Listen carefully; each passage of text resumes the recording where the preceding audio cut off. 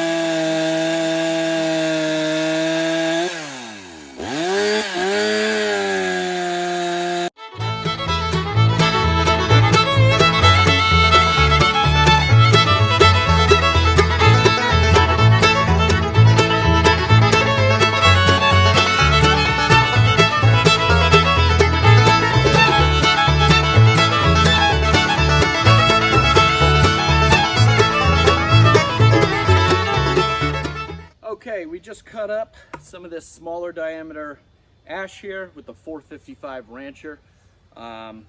First time using it.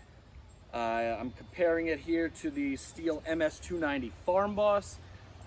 First impressions were pretty good. I like it. It's got some power to it. I think it's, what's up, Sully? I think it's a little bit lighter than the MS-290 Farm Boss, which is nice. You know, lighter the saw, less fatigue over time. And it's good. I actually like how it actually, I said before that it might not be quite fair because I put those larger dogs on the Stihl, but the Husqvarna seems to have like larger, they're maybe not larger, but they stick out a little bit farther than the stock Stihl ones. So that's a plus for it. I just put a sharp edge on both the saws. The Husky was pretty beat up. My buddy hadn't used it in a long time, and it actually looks like somebody had used a file that was too small for the chain, so it was kind of like gorged out halfway up each tooth, so I fixed all that. took the rakers down 2 swipes, and it cuts pretty good. I mean, granted, this was pretty small stuff, pretty stone dead. So we'll get into the bigger stuff here, and you know, I'll let you know how it does. But so far, so good. I like it.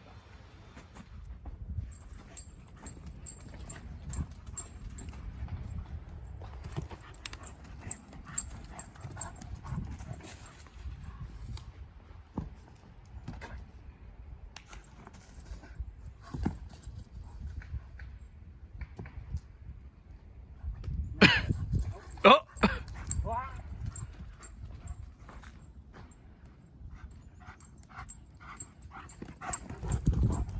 Oh, he's like a bull. Dang, so fast. All right, guys. Well, Sam decided to come out and join us here in the Woodyard. Yeah, do a little bit of bucking. I hear we're doing a side-by-side comparison of the Husqvarna Rancher versus the Farm Boss with new bucking dogs. Yeah, bucking dogs. So Sam hasn't used either. Well, he's used the Farm Boss before, but not with the bucking dogs, and or the bigger dogs. Yeah, and I've never used a Husqvarna saw. Yeah, now we'll try the Husqvarna, buck up the rest of this here ash, and continue on our merry way. Yeah, stay tuned.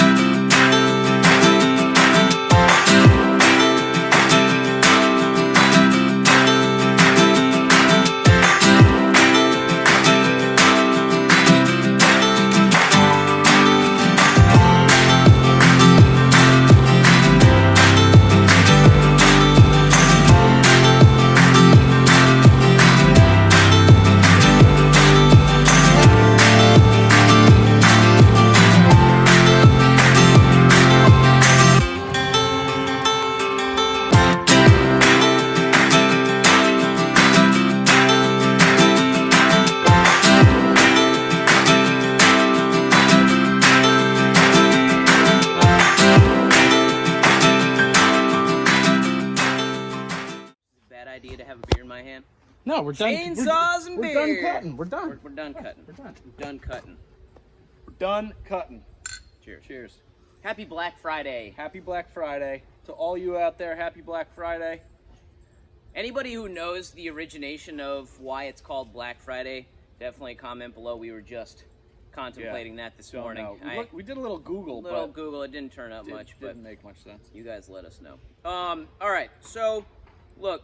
Here's the bottom line. I am not in the forestry field like Jake is. I would consider myself to be a competent sawyer, but certainly not a a master with a chainsaw like Jake is. He uses one absolutely every day for work. He uses one every day on the weekend for more work because he's always working. And I don't. And once in a while I do get to use. I own a couple saws. I get to use them. I love them. They're great machines. But, you know, I think this is a good, fair comparison for someone like me to go through. And in the video, you can see me utilizing both this MS-290 Farm Boss and this 455 Rancher from Husqvarna. And I just wanted to give you guys my thoughts real quick. So, you know, I have a couple saws. Always been a Stihl guy. It's my first time using a Husqvarna. And right off the bat, look, there's going to be those guys out there who are like, you're wrong. Well, like, this is just my opinion. It's just me. It feels cheap. Feels plasticky. The trigger is like, it reminded me of one of those buttons on a phone for old people that are like this big. You can't miss it. The trigger is huge. It is a massive. I mean, just comparing that trigger to this. Yeah. I mean, there's more there for you to grab, I guess, but you could almost do it with 2 fingers, whereas you can't fit 2 fingers on the Stihl one. Yeah, I just don't necessarily think a bigger trigger makes a better trigger, you know? That's true. Bigger isn't always better. The saw seems to run basically the same as the Stihl. I would argue... Yeah, I think, what is this one? This one was a, 56cc, and this is a 57cc. So they're dead nuts the same, basically. They have, I would argue, about the same top-end power. I feel like the Farm Boss is snappier on the throttle I feel like response. the I feel Farm like Boss it, is snappier, it climbs quicker. Yeah. I think This- the Husqvarna is smoother. I think it's smoother and actually, I'd argue, has a little bit more low-end torque. It took a lot of getting used to with those dogs. I didn't the think it would dogs make a bite in. difference, but like Big. when I first started using it, I'm the type of guy to, you know, you cut down and you bring it back and lock the dogs into place and torque it down again, and it would just bog every Yeah. time. So it requires a little bit more, you know, moderation of the throttle and pressure. As far as from my standpoint, somebody that uses saws all day, every day, like Sam said, there's a couple things that immediately stick out to me. Husqvarna, it has a compression release button right here. Yeah, that's a nice Is it feature. necessary on a 56cc saw? Probably not. On their bigger 3120, that's like 120 something cc, definitely, you need know, it. you need won't- that. Yeah. Is it nice to have? Yeah, sure, it's nice to have. Their handle right here, I notice, is at a little bit more of An or it angle. feels like it's at more of an angle than Yeah. the steel, The- which is more the steel at feels a more 90 degree. ergonomic to me. Yeah, I like the feel of Yeah. the steel personally better. The other thing that the Husqvarna has, which the steel doesn't, is a little what is this called? Like a fuel bulb to prime it, Yeah, like a priming yeah, bulb, priming bulb. which the steel doesn't have. I don't know. You know, I've never owned a saw with one. Don't know if it's really necessary. I primed it a couple times before starting it up this morning. It started right up. The other thing is the choke. The choke you have to pull out on here. That looks like which something that is- could break. looks like something that could break. Granted, you're not really running it with the choke, so you push it back in. But on the steel, you know, it's all one contiguous thing. You grab the trigger, push it down, now it's on Now it's choke. choked. You go like, on the bigger saws, the commercial saws, pops you back pull up it when you and hit it the pops back trigger, up. With yeah. this, you got to push it because it's more of a, you know, an everyday homeowner saw. But I just think that the choke is more easily accessible, better laid out here. Other big thing for me is the air filter. To get the air filter or yeah, be able to yeah. clean it on the Farm Boss, pop this, boom. Air filter is filthy.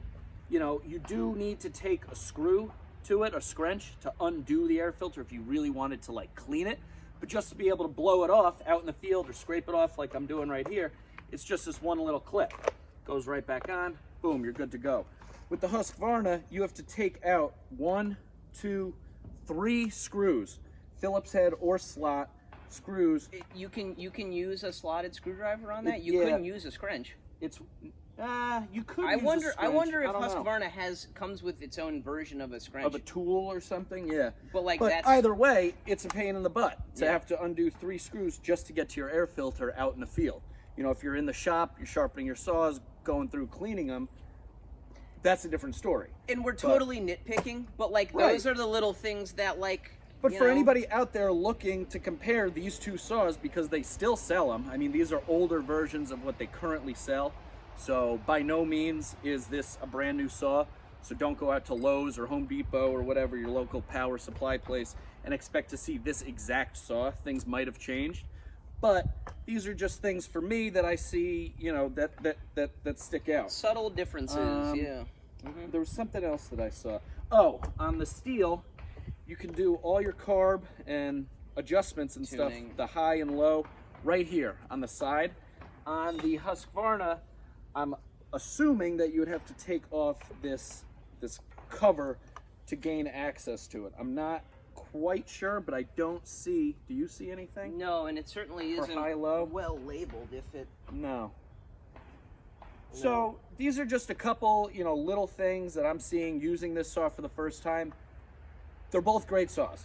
By no means is there anything wrong with either. I think anybody who goes out and buys either of these would be happy with their Yeah. purchase. Preference. The one nice thing, you know what the nice thing over Husqvarna is as a brand in general, as opposed to this steel, is parts availability. yeah, Aftermarket parts are way more widely available for the Husqvarnas than the steels. You can get, you know, OEM, like knockoff replacement parts pretty easily. Steel, they are available, but to Probably get like an expensive, actual yeah. steel part, you can't find them online, really. You have to go to an authorized steel dealership, which, Yeah. you know, for guys that are out there remote or something, it might be a little bit easier to run with the Husqvarna.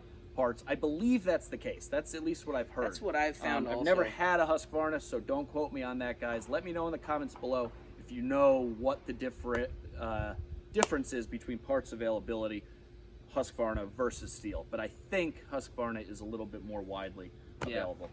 Yep. So yeah, that's it for now. We got all this wood bucked up, stacked up next to the RuggedMade splitter.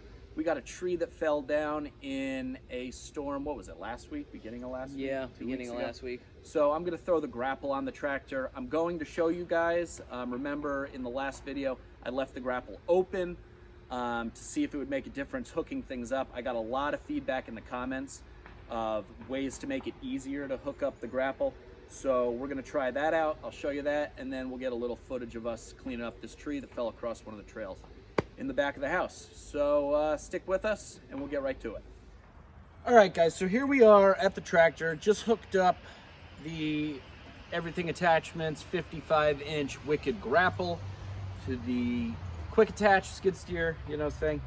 So in the last video or 2 videos ago, don't really remember, I did an experiment. I left this open with the cylinders all the way compressed, so in theory there wouldn't be any fluid in the grapple side of things, and I asked you guys for feedback as to what the best way to go about doing this would be as far as ease of hooking up.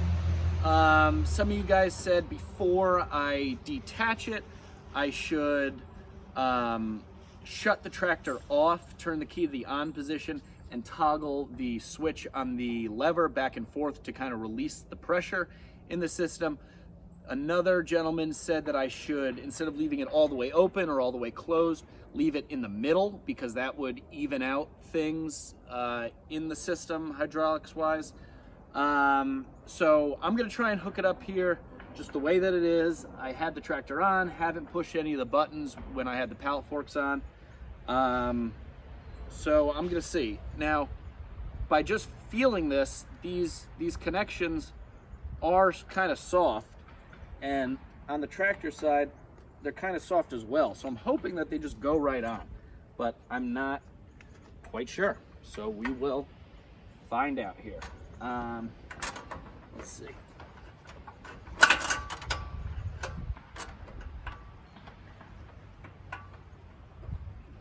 Okay, so this one's kind of going.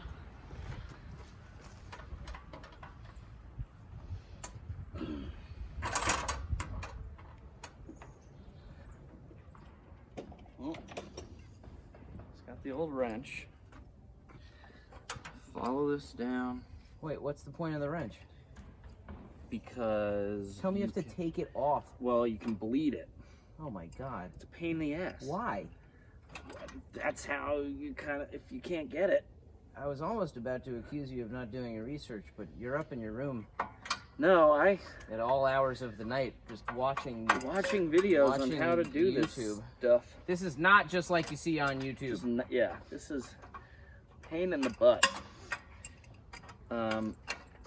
But a lot of the input that I got was related to taking the grapple off. So I couldn't really do a lot of the things that the commenter said because it was already detached. So It was it's like it's all before in the you art of disconnect it, yeah. you have to take it off a certain way. Okay, there's a bunch. Watch out. There we go. Also, watch out, Jake, your leg, because this is gonna start going down. Yep, it's going down now. All right, well, we got it on. So tighten this back up. I need to figure out the proper way to do this. Okay. Well, it is on, guys. That was not easy by any means. So I'm gonna have to go back and read the comments from the last video, and before I take it off again, try some of the stuff that you guys said. But for now, it's on. We're gonna go clean up the, I think it's a Black Birch tree, Yeah, right? I'll That throw the fell Farm Boss in the in back. there. So stick with us. All right, guys, we're here in the back, and this is the tree that fell clear across the trail. It's the lovely Vanna White showing us. I was gonna try and say like Salmon White. Salmon White, Salmon but White, I didn't know if that I didn't know how that would work. Super clever. But yeah, there's not much brush to it. It is a Black Birch. It was a twin stem. The other stem is still here, and it is alive. So we're just gonna cut this up into some logs and get it out of here, yeah?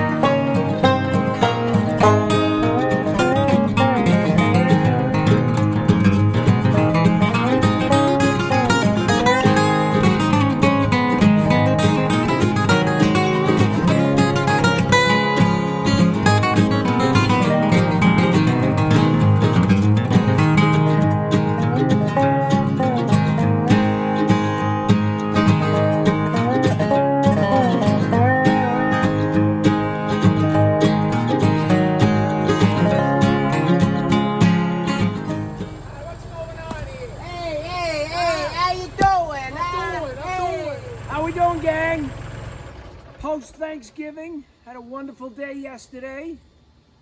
Had a lot of fun, drank some great bourbon, had some glog that Mama made. Oh yeah, so that was good. good. My mom made the grog. Glog or grog. Grog, whatever. It There's a depends lot of if booze you're in it. Irish or you're Norwegian, whatever. But real good. Lovely day. Have a This little. is a nice little seat.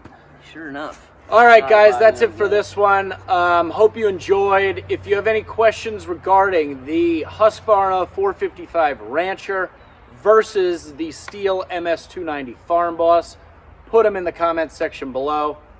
We appreciate you guys watching. We're up over 700 subscribers, which is like insane. Yeah. It's crazy. It's just been going up. My last video had like over 3,000 views in like under 24 hours, which Keep telling your friends. unheard of. Yeah, so keep telling your friends. Please keep subscribing. Keep hitting that big thumbs up button. We're going to keep doing this kind of stuff because we don't have much of a choice and we enjoy it. Yep.